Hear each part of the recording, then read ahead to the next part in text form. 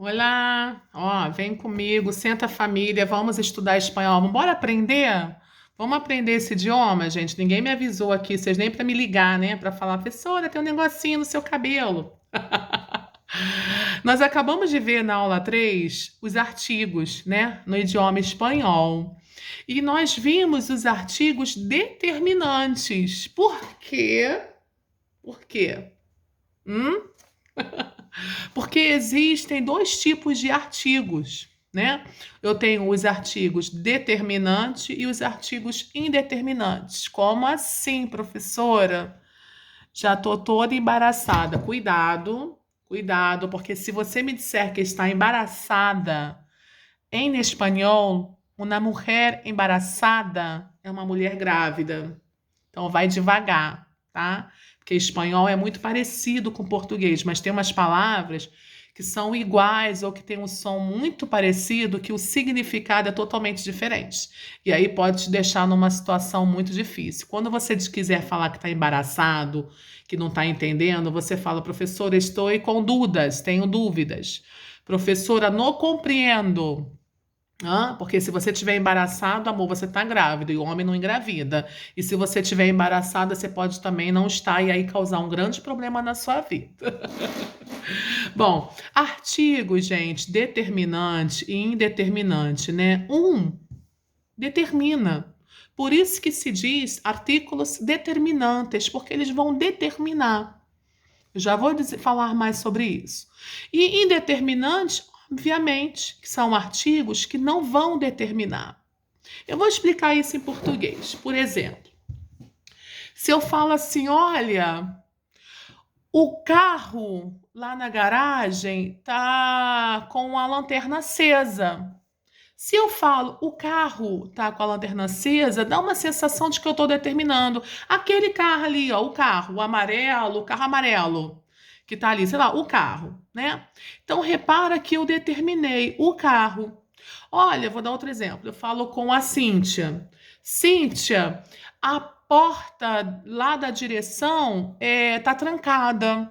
Qual porta? A porta da direção. Então, quando eu falo o carro, a porta, eu estou determinando exatamente qual é, né?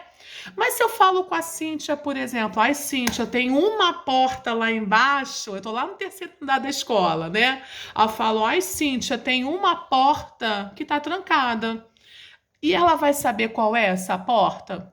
Pode ser a da direção, pode ser a da saída, pode ser a porta do refeitório, enfim.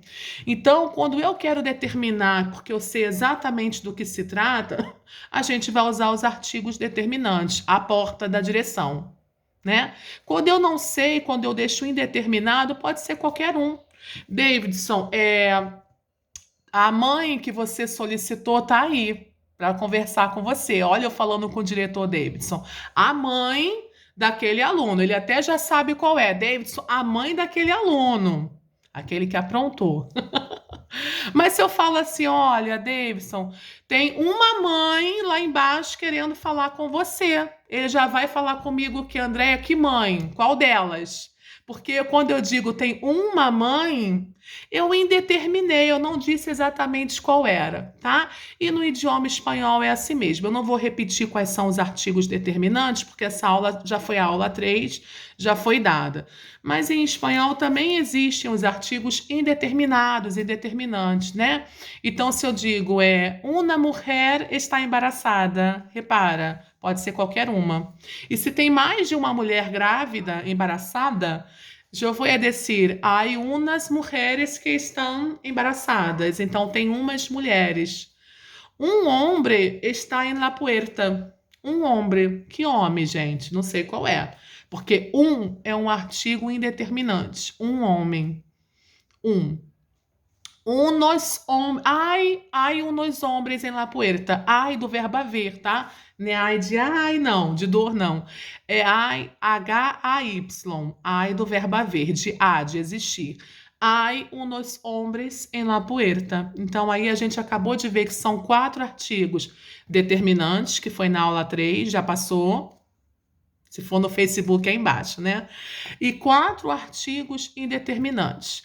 Artigos determinantes, rapidinho. Lá, las. El, los. Los artículos indeterminantes. Unos. Una, uno. Unas. Um beijo para você. Ó, um beijo. Um beijo para você. Fiquem com Deus, tá?